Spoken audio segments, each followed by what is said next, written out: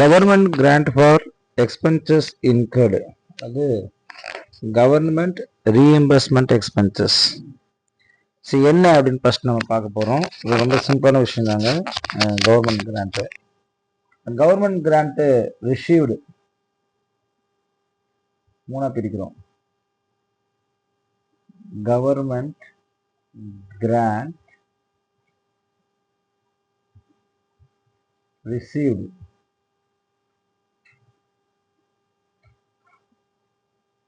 To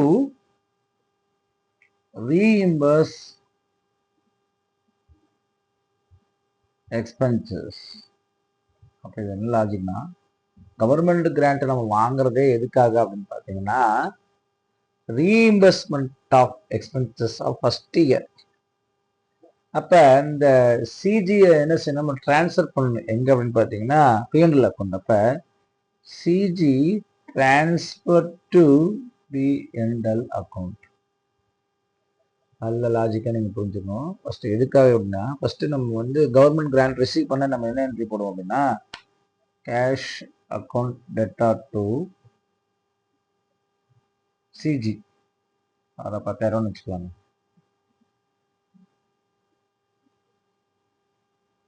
இது transfer to PNL account. ஏன் நம்ம பிஎன்எல் அக்கௌண்ட்டுக்கு நம்ம டிரான்ஸ்ஃபர் பண்ணணும் அப்படின்னு பார்த்து, see what is the reason of you are getting that amount from the government received to reimburse expenses. அப்போ கேஷ் வாங்கிட்டீங்க, இப்போ நீங்கள் எக்ஸ்பென்சஸ் செய்ய போகிறீங்க. அப்போ என்ன எக்ஸ்பென்சஸ் பண்ண போகிறீங்க, ஏதோ ஒரு எக்ஸ்பென்ஸ், சேலரி எக்ஸ்பென்ஸ்னு வச்சுக்கோங்க. Salary expenses account debtor to cash. So வந்த கேஷை நீங்கள் யூட்டிலைஸ் பண்ணிட்டீங்க. சி இந்த கேஷ் கேன்சல் பண்ணுற என்ன நிற்கும், salary expenses account debtor to government grand.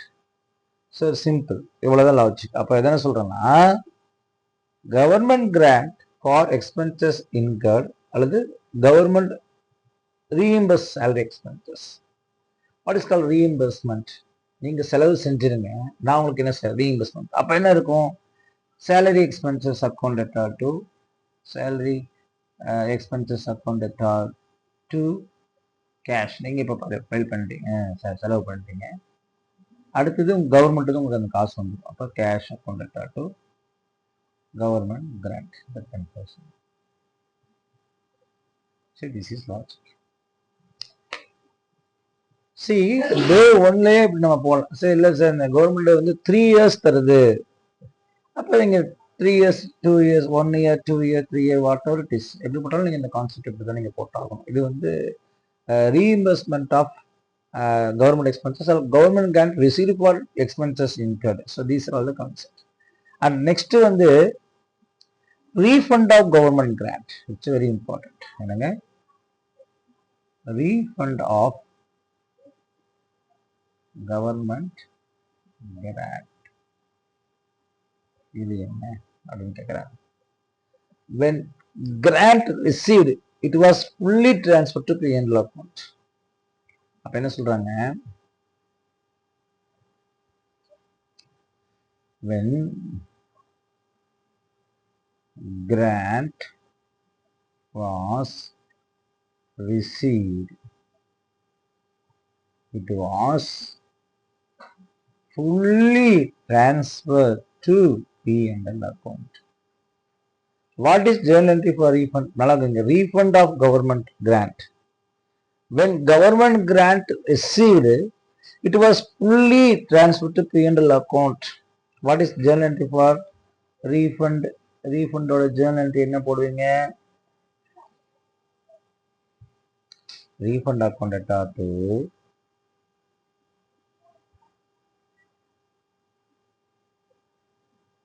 cash or bank. அதாவது government grant account debtor to 10,000. சும்மா சொல்றேன் எக்ஸாம்பிள். ரீஃபண்ட். சி இது வந்து இமிடியேட்டா நம்ம போறது. அடுத்து வந்து கவர்மெண்ட் கிராண்ட் வாஸ் ரிசீவ்டு, அதாவது government grant received transfer to deferred government grant. What is called deferred government grant? You know, over the period. So 5 years சொல்லிடுறாங்கன்னு வச்சுக்கோங்க. அது ஓடிபினா ஓவர் த பீரியட். ஓடிபி ஓவர் த பீரியட் ஆஃப் 5 இயர்ஸ்ன்னு சொல்லிடுறாங்க. 5 இயர்ஸுக்கு நீங்க என்ன செய்யணும்? அந்த என்ட்ரி நம்ம போடணும். சரி, எப்படி? சரி, எவ்வளோ வாங்குறீங்க ஃபர்ஸ்ட்? ஃபார் எக்ஸாம்பிள் நீங்க ஒரு 10,000 வாங்குறீங்க அப்படின்னா 5 இயர்ஸ்க்கு எவ்வளோ வருதுன்னா 10,000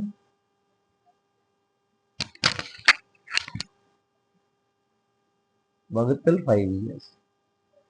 அப்போ எவ்ரி இயர் நீங்க 2,000 ருபீஸை நீங்க டிரான்ஸ்ஃபர் பண்றது பெஸ்ட் இல்லைங்களா?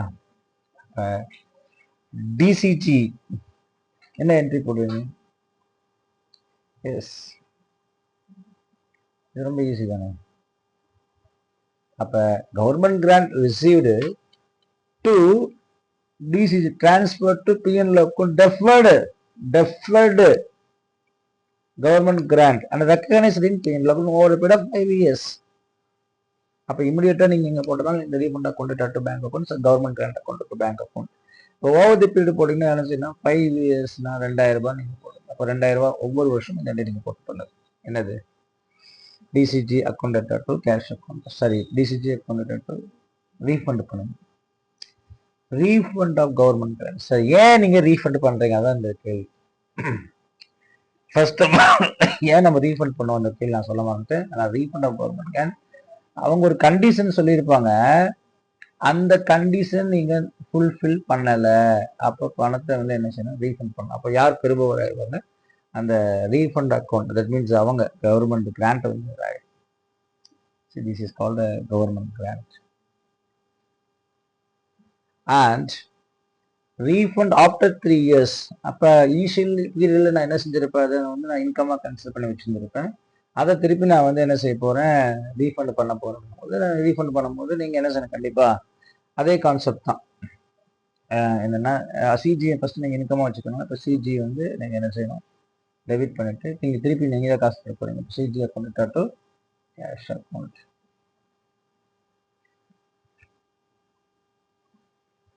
சரிங்க சார், நான் ஃபிக்ஸட் அசெட்டாக வாங்கி வச்சுக்கிறேன். இயர்லியராக என்ன செஞ்சுக்கிறேன்? நான் இயர்லியராக ஃபிக்ஸட் அசெட்டாக வாங்கி வச்சுக்கிறேன். அப்போ நம்ம இயர்லியராக என்ன பண்ணிட போகுதுன்னா fixed asset account theta to CG போட்டு வச்சிருப்போம். டெப்ரிசியேஷனாக இது கழிச்சிருப்பீங்க. நம்ம அதெல்லாம் நான் பார்த்தோம்.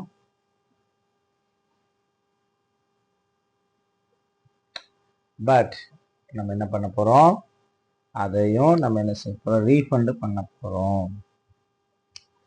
ரீஃபண்ட் எப்படி பண்ண போகிறோம்? அதான் நம்ம இந்த என்ட்ரியில் எந்த ஒரு மாற்றம் கிடையாது. ஆனால் இது ஆல்ரெடி இயர்லியராக நீங்கள் ரெகனைஸ் பண்ண என்ட்ரிஸ். இந்த fixed asset account data to cash கொடுத்துருக்க மாட்டேங்க. அது போல் கவர்மெண்ட் கிராண்ட் கொடுத்துருப்பாங்க. இதை நம்ம எங்கே பார்த்துருப்போம் அப்படின்னு பார்த்தா ஃபிக்ஸட் அசெட், அதாவது முன்னாலே பார்த்துட்டோம். The land account data to bank account, cash account to DC பார்த்துட்டோம்.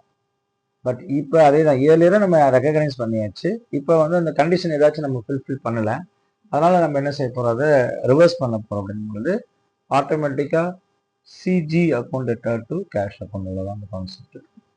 அதனால இதில் விளங்காததில் ஒன்றும் கிடையாது. So every thing is sir. அப்போ ஆல்ரெடி இருக்க டெப்ரிசியேஷன் நம்ம அலோவ் பண்ணியிருந்திருப்போம்ல, எல்லாமே ப்ரொப்போர்ஷனலாக நீங்கள் என்ன செய்யணும்?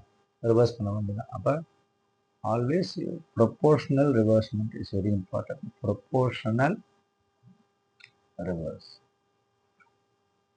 அதை நம்ம சம்பளம் பார்க்கணும் ஈஸியாக.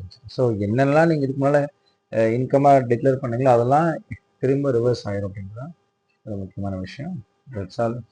இந்த எக்ஸ்பென்சஸ் இது முடிஞ்சுதுங்க. அடுத்து நம்ம பார்க்க போகிறது நெக்ஸ்ட் கிளாஸில் இந்த இல்லஸ்ட்ரேஷன் நம்ம பார்க்க போகிறோம். தேங்க்யூ.